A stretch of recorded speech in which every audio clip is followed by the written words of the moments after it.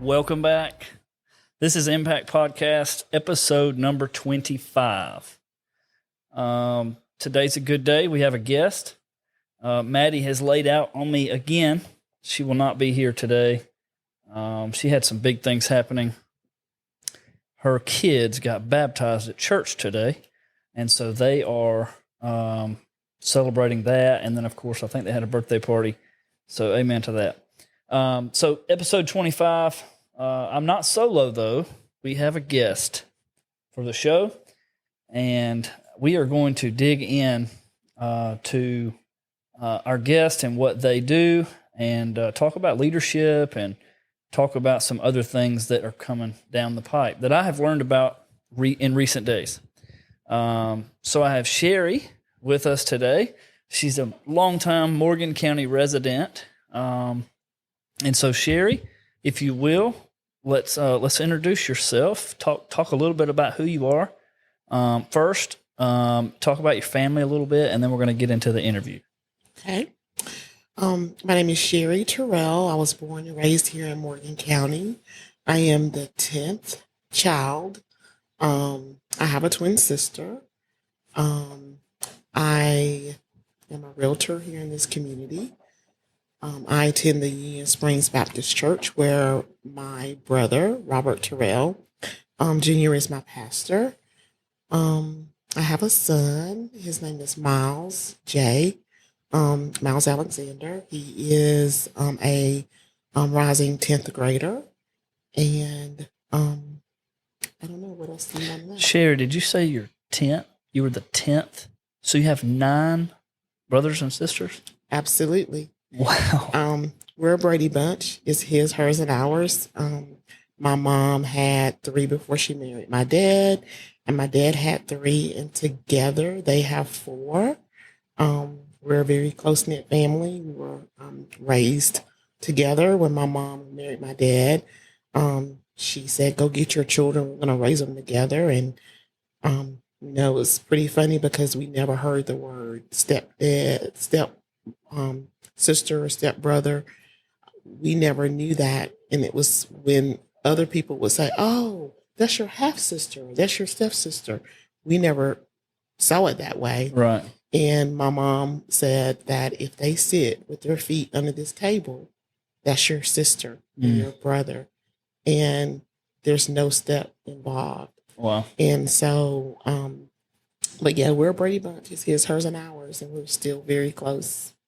All 10 still here? Yes. So where were you born? I mean, you may have said it. Born and raised here in Morgan County? Born and raised here in Morgan County. Both of my parents are from Greensboro, Okay. but they came here and started their family together. And again, they had more children that they brought to the marriage.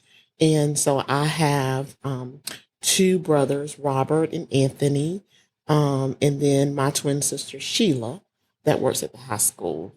That's from the union of my mom and dad. Okay. Very good. And I'm the baby. you're the littlest one, the youngest one. Yes. So, and you're the oldest one would be 10. How much older? So in their 60s. Wow. I think. Very cool. Maybe. And you have one child, you heard. Yes. You said. And his name was what? Miles. Okay. Yeah, we and call him Miles J. He's currently at Morgan County High School. Yes. Very good. Okay. Very good. So you've seen a lot of change in Morgan County through the years, huh? Yes, sir, I have. Yeah. Yeah. So, and you've been, let's see, you graduated high school, not to reveal your age or anything, but I guess when you were raised in this county, it was probably just, not as the growth that we see today. Yeah. But still very much the community. It's still a small town. Yeah, still small town. Still very much a close-knit, loving community, but not as much development, not as much industry, not as much traffic and people. Right. Yeah, traffic and people. There's a lot of that. Okay, so before we dive off into the reason that I wanted to bring you on the show today, I want to talk about just how I met you. And so we can do that if you want. but we seem to have bumped into each other quite a few times in the past 6 months to a year. And I think we know some common people. But I found myself bumping into you more often than not. We would, I think the first time, well, probably the second or third time we connected was at the funeral, life celebration of life for the young boys that passed here in Morgan. And we were there worshiping God together. And I'll be honest with you, I was so encouraged by the way you worshiped that day. And I don't know, you and I were basically sitting there singing together and Yes. and crying together over these young boys and the what was going on in our community. So we connected there, and then we of course bumped into each other out at Madison Produce a couple times. And then we talked. The last time we bumped into each other at Madison Produce, you invited me to do the walk to Emmaus in October. Yes. You had asked me if I had done that, and I said no. And you told me about it, and I said I'd love to. So anyway, I just want to say thank you for your willingness to open up and talk, because you've impacted me, right? So how did you land on this show? Because I felt like you were impacting me and the community, and so I just want to say thank you for that. Well, you're welcome. Okay, and so then you got the audacity to come on the show, and so we're just going to loosen up and have a conversation. But I do want you to share what you're doing, because what you're doing is impactful. And so this show, we talk about impact. It's obviously called the Impact Show, the Impact Podcast, whatever you want to call it. But we get together and we talk about people that are making an impact or that desire to make an impact.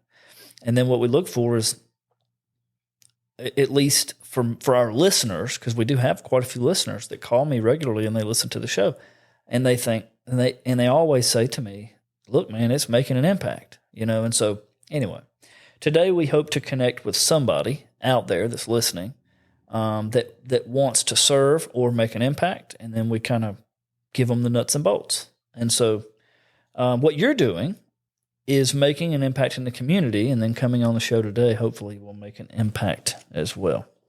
Okay, so the Morgan County Food Bank, that is what you are currently directing. Is that correct?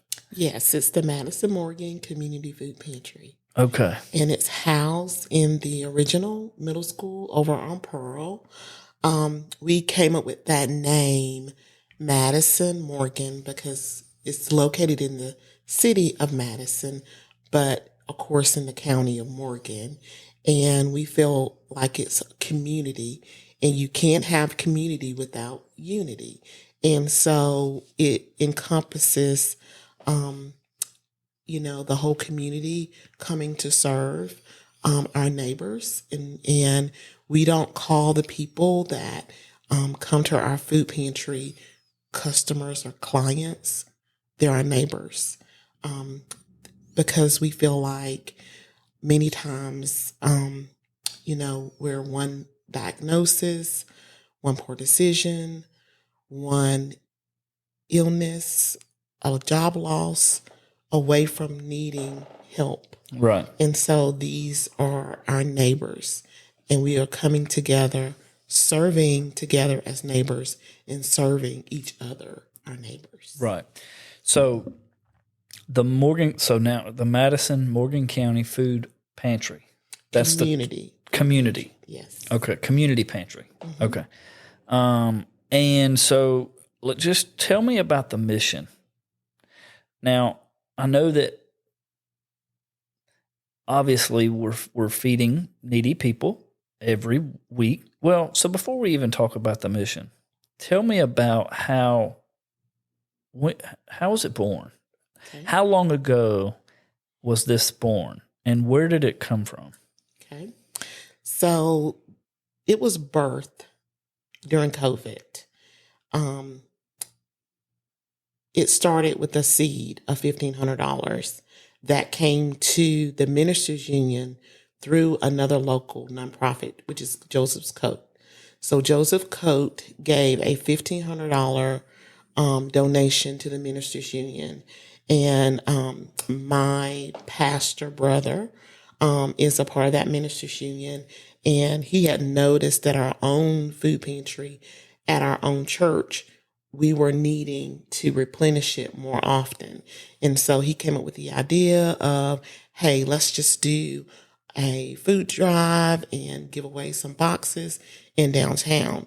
And so he called me. He was like, you want to help with this? And I'm like, yes.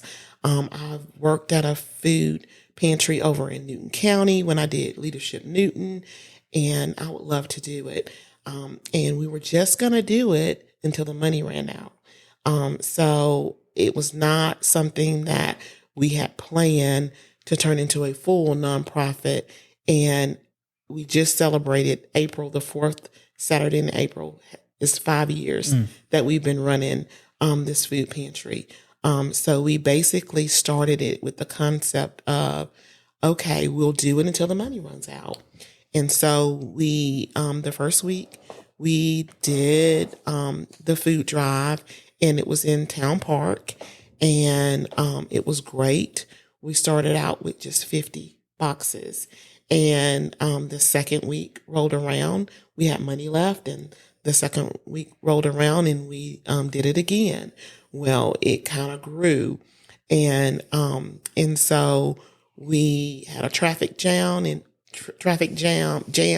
in downtown Madison, and it was a good thing, but also a challenge in that the people were coming to get boxes, but it also hindered other people in downtown businesses because of the congestion of people that were needing food to get boxes. And so we actually relocated to the high school during that time. And remember, during COVID, school had closed down. So we were able to continue our drive, and people were stopping in the middle of the road giving us money. When they figured out what we were doing, they were writing checks and giving us money. And so, okay, we've got another week. We'll keep buying food. And so we kept going. And so the commitment that I made to God was, okay, God, I'll do this until the money runs out, not thinking that the money yet to this day, God has put people in places to help sustain that ministry of helping people get the necessity, food, a basic necessity. Wow. And so we moved over to the high school. Dr. Mickey Edwards allowed us to do the drive there on Saturdays. And then when school started back, the original middle school, they were building a new middle school at that time. And so the original middle school on Pearl became vacant. And it was our mayor and a councilman, Mr. Ed Latham at that time, that worked out the opportunity for us to move into our current location, which is the cafeteria of the original middle school. And we are there now, continuing the mission. Yeah. So now we'll get back to the mission. The mission is to feed people in need and to help people, right? But I want you to elaborate on that a little bit, because there's some deeper mission that I know you have. Okay, so we are a no questions asked food pantry. There's no paperwork. There's no qualifying. We serve everyone with love, compassion, and dignity. So there's no, by virtue of them coming to our door, they're able to receive a box or two of groceries. We have toiletries that we give out. We also work in conjunction with our Habitat for Humanity, and we also work in conjunction with Rescue Ranch, and we provide cat food and dog food as well. So, and it's no questions asked. There's no paperwork. All of the funds that we receive are private donations from individuals, churches in our community, organizations in our community. We do get some grants, but nothing from the federal government that would put stipulations on how we disperse what we have. And there's no limit on how many times a person comes back. We have people that come week after week, and then they're welcome, you know. Tell me about the deal that you made with God. Okay, so hang on. Before she even goes there, bear in mind, I went Saturday just to see this from my own eyes. Sherry had talked about it, and I went to see it, and I took my wife and kids, and we served, and it was great. But, you know, Sherry told some stories, and she was really in her element there. But she had said she made a deal with God. And then she also, there's just a lot of cool stuff. And we're going to I'm going to unravel some of that today. But tell me about the deal with God. So I am a control person. When I do things, I like to do things orderly and control. And so basically what I have learned through this ministry is that I have no control, that God has all the control, and that it's a faith walk. It's a faith walk week by week, that we have the money that we need, and it's a faith walk that the volunteers will show up. And so just with me being a control freak or whatever, I had to relinquish control and allow God's purpose to come forth. And so when I said I made a deal, I would lay down on Friday nights wondering, is anybody going to show up to help, on Saturday to carry the mission forward? Are any volunteers going to have, we're going to have volunteers. And so I remember laying in the bed on a Friday night saying to God, God, whoever you put, I would say to God, put on the mind of those that you want to serve to come tomorrow. And I tell people, if you wake up with the food pantry on your heart, it's your day to serve. And so that has been something that I've never scheduled a volunteer to come to that food pantry. And every week I am amazed, and I can see the big, bright smiles of people coming down that hill to serve others. And it is very humbling to me because I see God's work. I see, my prayers answered. I see, faith in action. And it's amazing. And when I say that, it's basically, I know when I lay my head down that God's going to come through. I don't know who's going to show up. Sometimes there's church groups. Sometimes there's sports groups, and sometimes it's our little children that live across the street, and they come and they serve. But they're all the hands and feet of Jesus that has come to serve others. And it is the most humbling thing. It is. It brings tears to my eyes. So Saturday I was there, and there was 34, I counted, 34 people serving. And, I'll be honest, I felt some conviction because, and here's the thing. Like we talked about, not everybody knows this even exists. But all I could think about was, as I watched all these people serve, and of course I was serving too. Me and my wife and kids were serving and making boxes and doing all the things, which we'll talk about.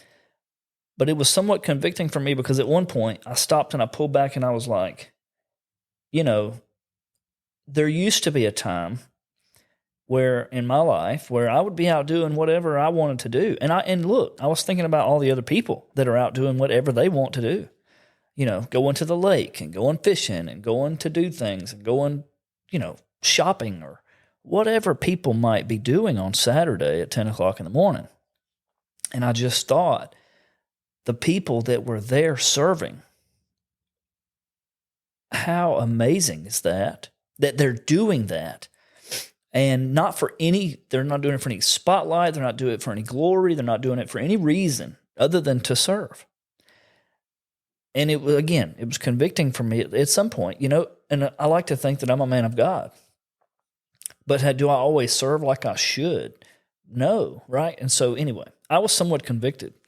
And so if you're listening to this right now and you think, well, yeah, that's pretty awesome. I'd want to do that too. Well, you can. And so after we get done with the show, you can look us up and look Sherry's up and go and serve at the pantry. But anyway, besides that, 34 people serving boxes of food and toiletries and different things for people that need it, right? And then there was, I don't know, 100 cars out there in the parking lot that are receiving this stuff. And then I'm thinking, nobody knows this is going on. And Sherry is as humble as she is, and she doesn't want any light, but it's a wonderful thing that you're doing. And so anyway, we're going to keep going. We're going to go through something else here. All right, so how much food is being passed out? Because we're sitting here talking about food being passed out, and our listeners have never been there. So if you could describe, number one, how much food is it, and where's it coming from? Okay, so we distribute on average about 200 boxes a week. We prepare 180, but we normally end up fixing anywhere from 20 to 30 more boxes outside of what we fix through the assembly line. And that food is purchased from our local grocery store, Ingles. And that the money comes from donors. We have people that give $25 a month. We have people that give us $5,000 a quarter. We have people that just give us what they have. It's a faith walk, and we have a treasure. So I don't really see the money all the time. When we have our meetings, I'm like, oh, we still have money, and it's pretty fascinating. But it is fascinating. It is a faith walk. So I have the privilege of placing an order every single week. I place an order with our local grocery store on a Friday. So a lot of times you'll see me in Ingles walking around with my phone taking pictures of the UPC codes. And so I usually try to shop on sale so we can stretch our dollar. And I put together, I try to have some type of protein and a couple of vegetables and a starch and a fruit. So that is what I'm trying to do on a budget. And so we usually spend anywhere from $2,000 to $3,000 a week. Wow. Yes. And all of this food is given away every week. Every Saturday. Every Saturday. The only Saturdays we're closed 2 Saturdays in July. And what that does is that gives our budget a break. And then it also gives some of our volunteers a break to do some vacations and things like that. And then we're closed for 2 weeks between Christmas and New Year's. But every other Saturday, we are there serving our neighbors. $2,000 a week. And that money just comes in. You don't elicit for it. You don't hunt it. Yes. So basically, I do a mid-year plea. So it's about time for me to do that. So this is perfect. I do a plea to the public, to our donors. I have a list of donors that I will send out a letter to. We have churches in our community. We have several churches that will make our food pantry their mission focus emphasis for that month. And so whatever they collect, they will give to us. I cannot tell you how many churches that we have that help us and in different forms. We have churches that give us monetary donations. We have churches. We had a church on this past Saturday that brought us 2 big, trays of food, carts of food. So they have food drives within their church. I have churches all the way in Mansfield that hold food drives for our church. So those food drives are just as important as the monetary donations. And I'll tell you why. It's important because we budget to purchase food for 180, and we do 180 boxes. But sometimes we go over. Many times we go over.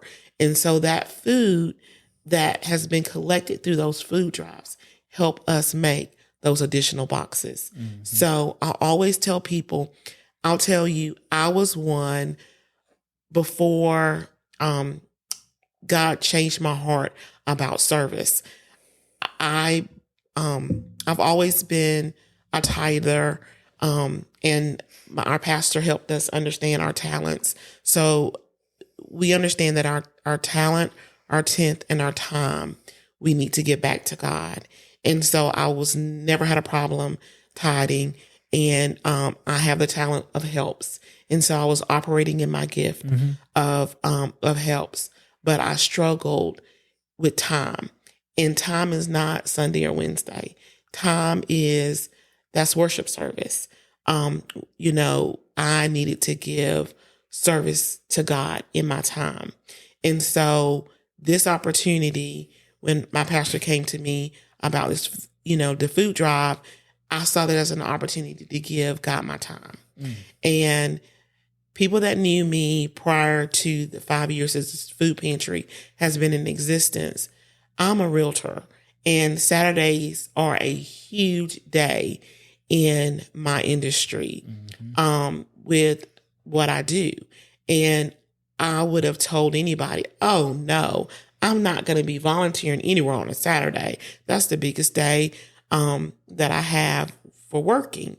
And, so it was kind of, funny. God has a great sense of humor in the fact that, my busiest day that I'm able to take 4 hours and pause and serve him. And I will tell you, I cannot imagine my life without my Saturday morning of service. And I will tell you that I have had some of my best years in real estate, and I can't explain it other than God is good and God is faithful. Amen. Amen. And so I don't know. All right. So tell me. All right. So we know what you do. We know about how you do it. We know how it was born. So you started out, this was a challenge from your pastor. You accepted and you did that. Along the way, through the years, you've had help. You've had lots of folks helping you. Lots. And so one of the things, and I'm putting you on the spot here. But one of the things that was interesting to me was that you have a team there. And, again, we're studying leadership at Impact. So I was watching your team, and all the way from Miss Dora. I got to meet Miss Dora and her cart. And but the team everybody knew what to do. And I was watching it all happen, and everybody, and I bust in there and I start busting cans and doing my thing, and this guy's like, "Hey, bud, we don't do it like that." And I'm like, "Okay, cool." So, but anyway, talk about how that works just a little bit, as far as what happens if you're not there. It goes on, but I guess the question is, how do you build that team and keep the momentum? So, I would say that you lead by example, and I'm not asking anybody to do anything that I wouldn't do. Mm-hmm.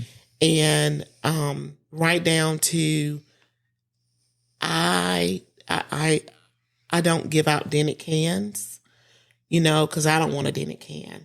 I don't give out any food that's expired because I don't want anything expired. And I treat people the way I want to be treated. And I also do allow people liberty to function. If you want to do things this way, I allow people to be who they are and serve the way they want to serve. That food pantry is a place of inclusion. Everybody is welcome. Special needs, our youth, our children.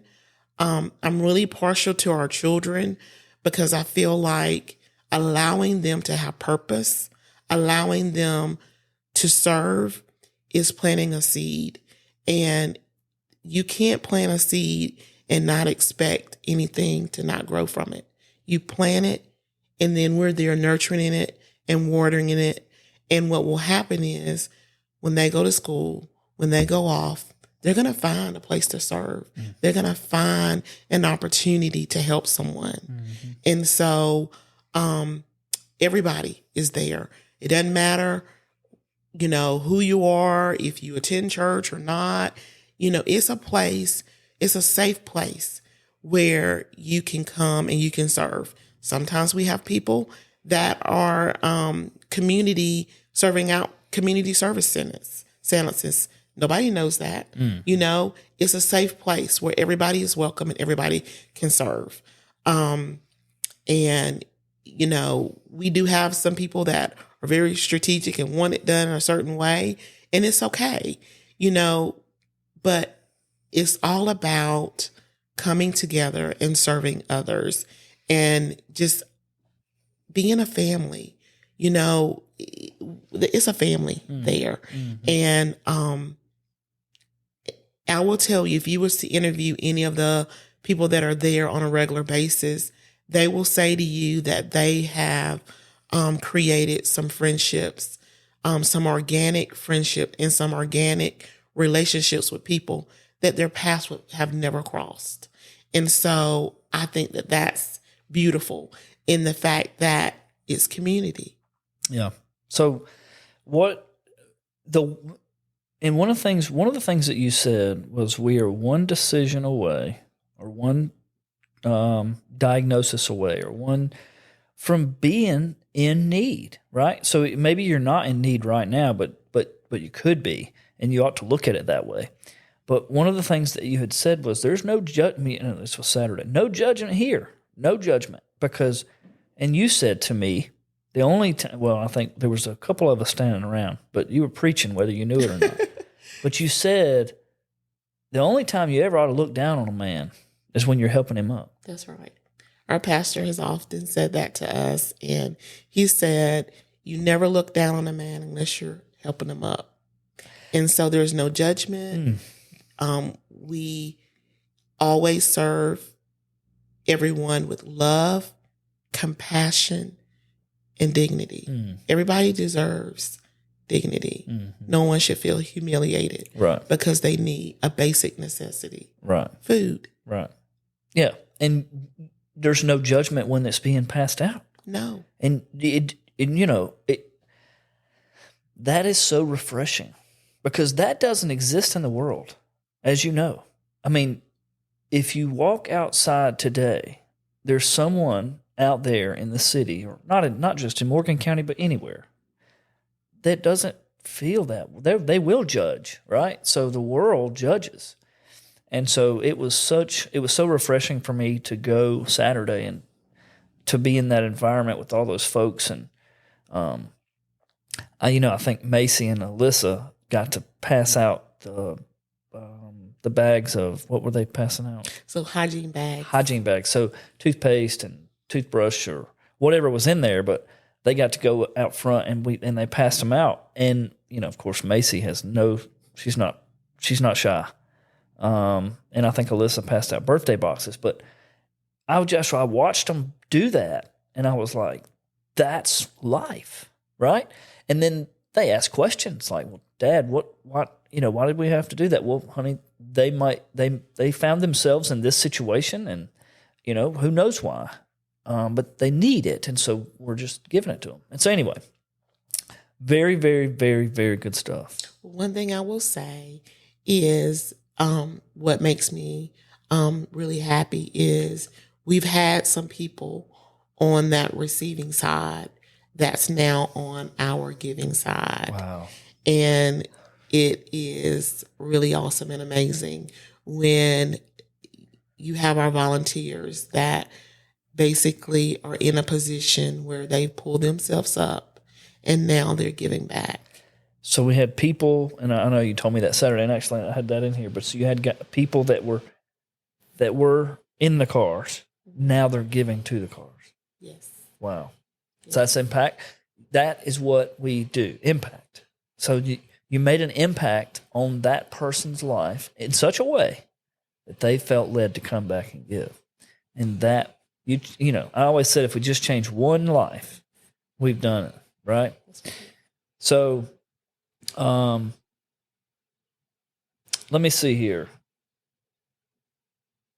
Okay, so the other thing that you had said, which you've alluded to in a lot of different ways, but several times I heard you echo the name of Jesus. Okay, and so I guess that leads me to at the root of it, of your desire to serve, that is found in your relationship with Christ. So tell me about that. When did you come to know Christ?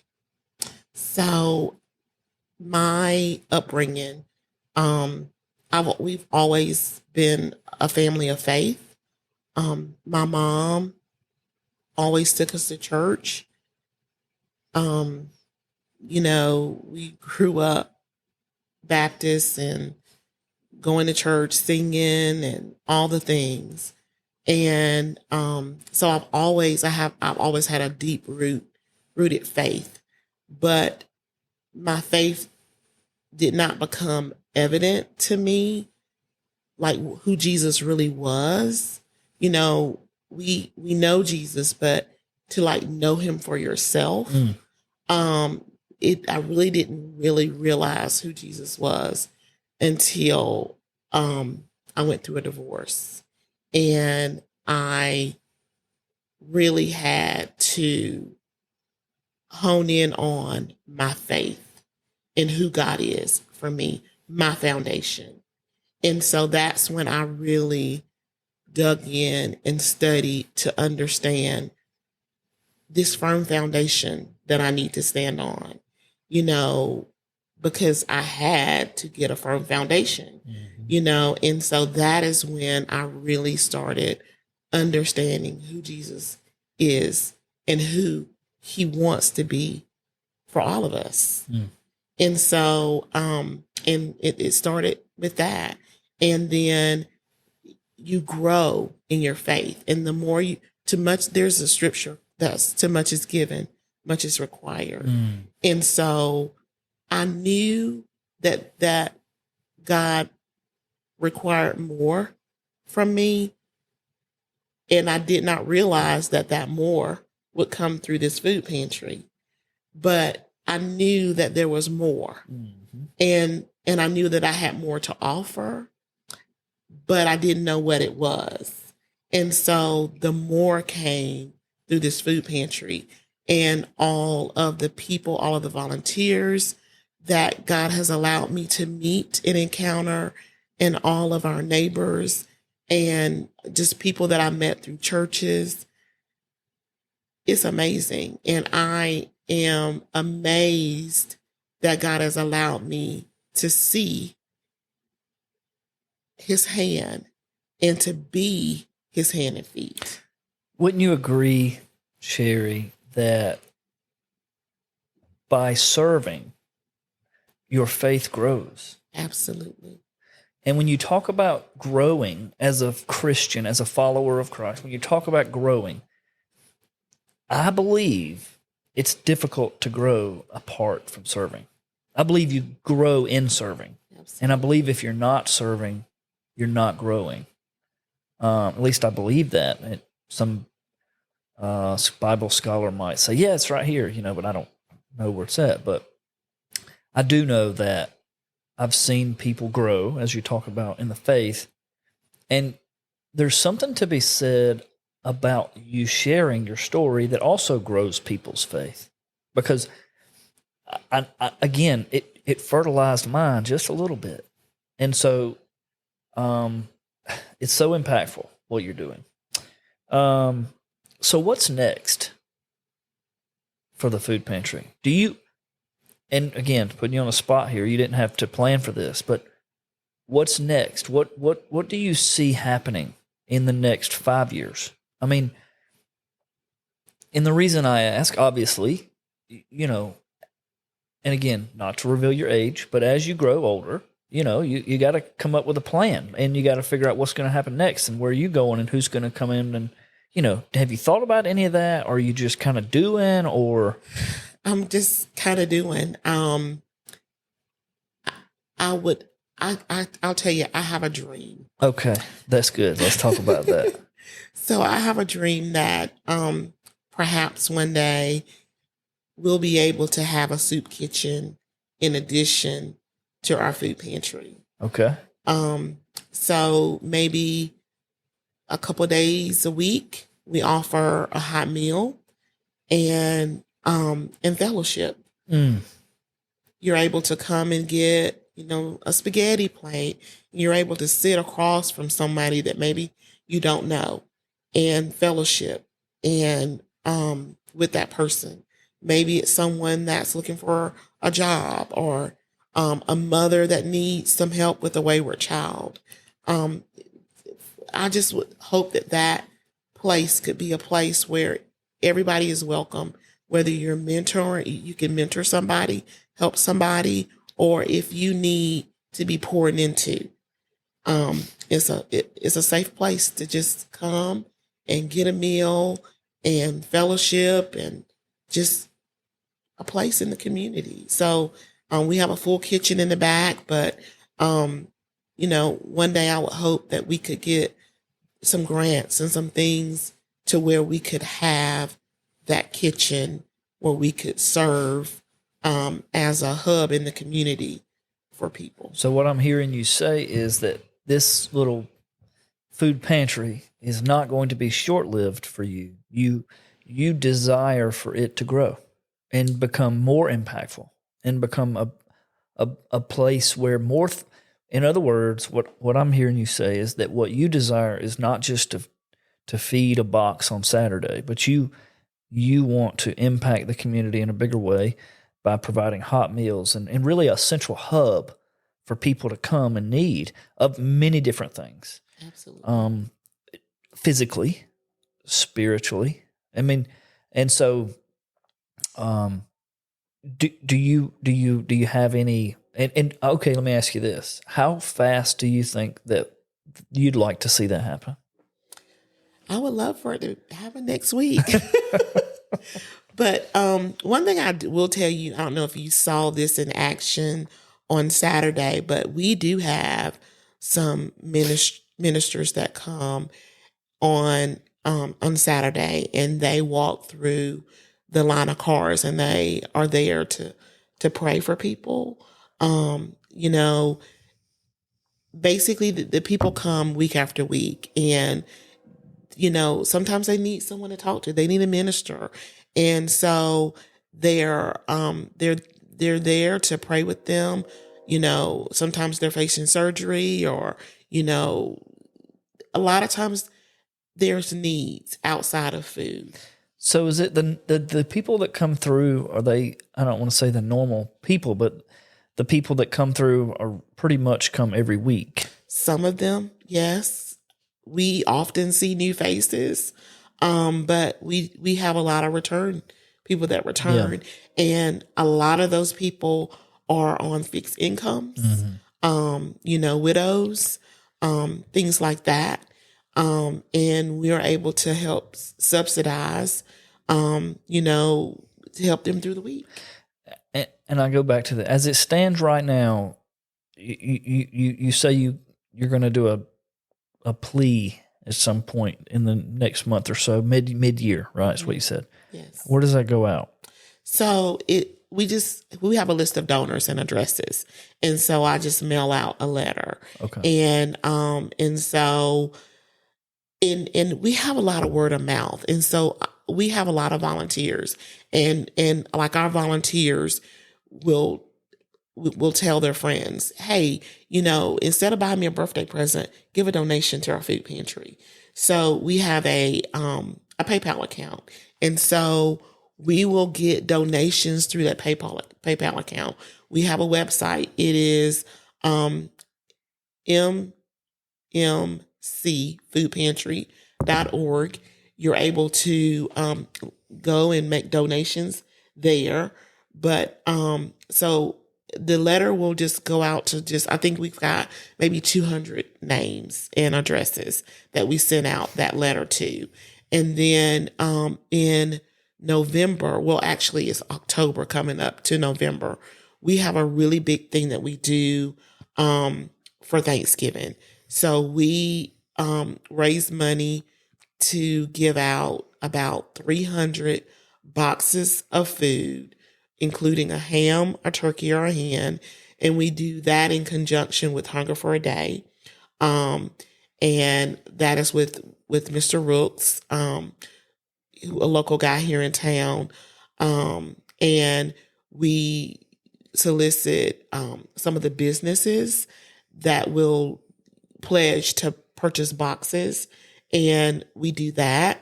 And then on Thanksgiving Day, we actually prepare, we have our local restaurants in town prepare a traditional Thanksgiving meal, and we prepare hot food, and we go out into the community and we give, because Thanksgiving is my favorite holiday.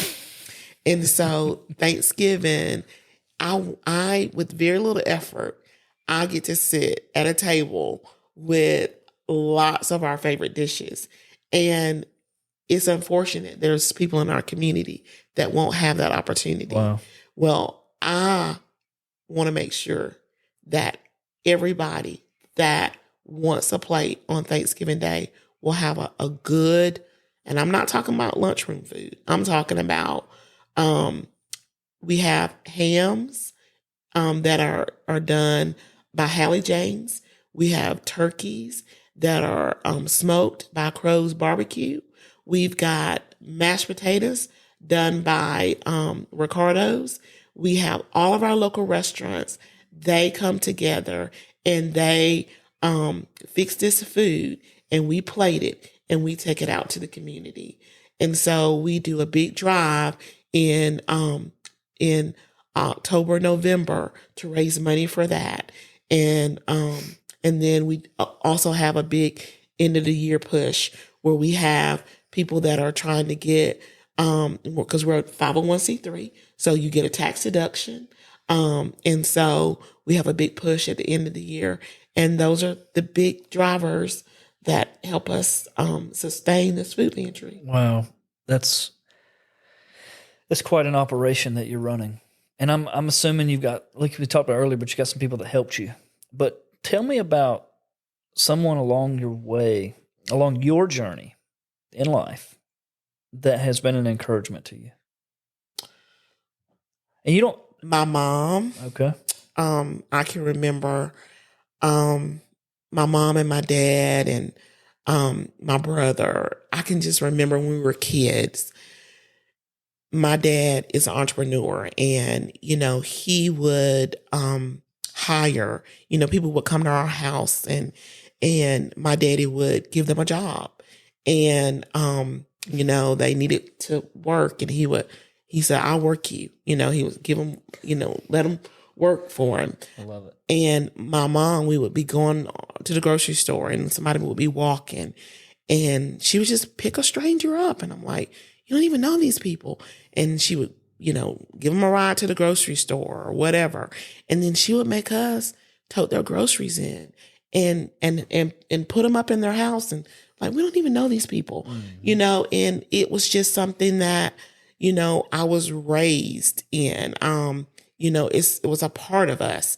We were always helping someone. And so it's just the way we lived. And my brother is another one. We just always help people. It was just the thing that we did, and you didn't look for anything in return. You help people. You just help people. Just help people. It's that people. simple, ain't it? Yeah, it's just really that simple. It's not complicated. No. You just help people. Yeah, you just help but again, the world doesn't teach that. You know that. Yeah. The world is all me. The world's looking, the world is all me and less we, but the follower of Christ is not that. And so it's refreshing. And so keep doing what you're doing. Now this is off topic because we're going to land the plane here in a minute. We've been running we've been running an hour. Okay, tell me what your favorite passage of Scripture is. Ephesians 3:20. Love it. You went right to it. All right, so what is it? So, exceedingly abundantly above all you could imagine. Mm. So that is what that food pantry, God is just amazing. Mm. I couldn't imagine the impact that pantry has had. And week after week, he amazes me. Yeah. And he gives us the power through his Holy Spirit to go forth. Well, what's been probably the most amazing thing to me is your faith in all of it, right? But it's genuine.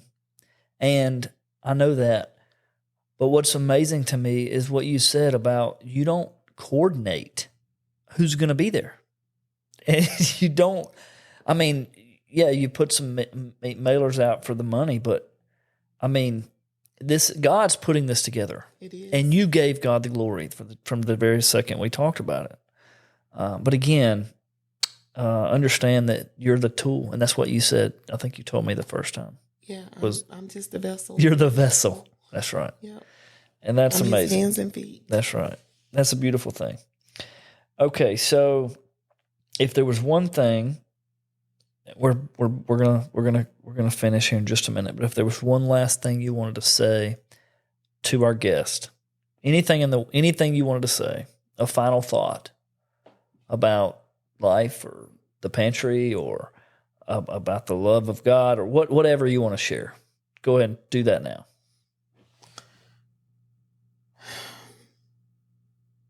Probably would be kindness. Kindness. Yes. I always tell my son, you may not be the fastest. You may not have all the best grades, but you can be kind.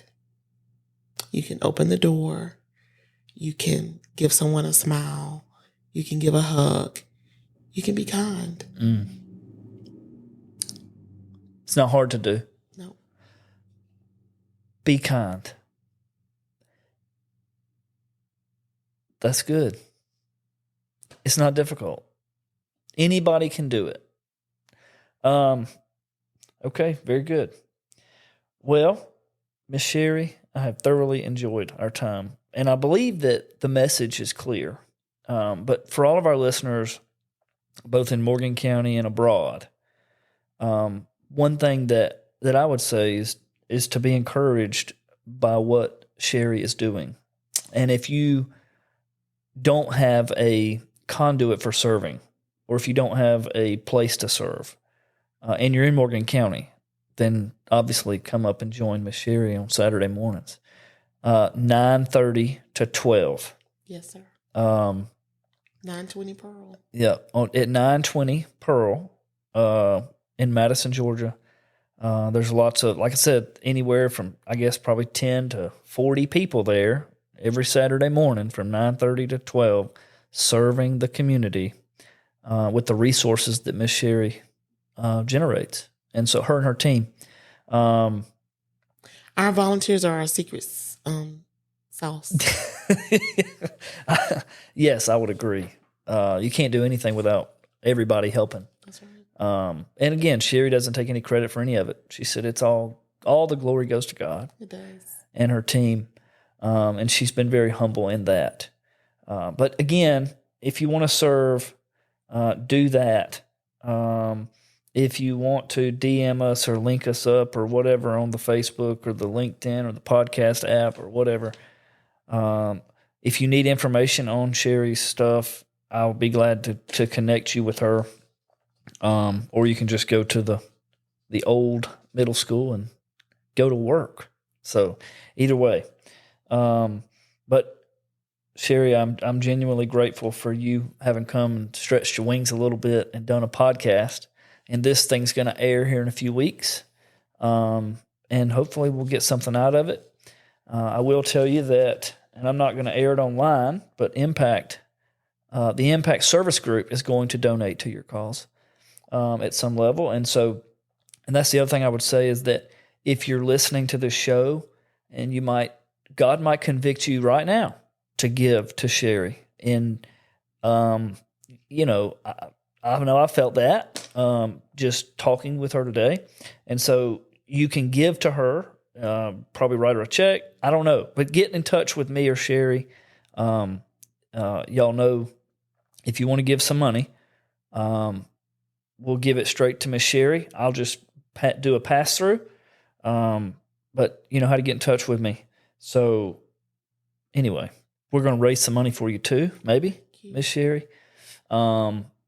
And then, of course, the message is going to be heard everywhere I go for at least a little while, that they need to get involved and help because it's really great what you're doing. Thank you. So I want to see your vision come true.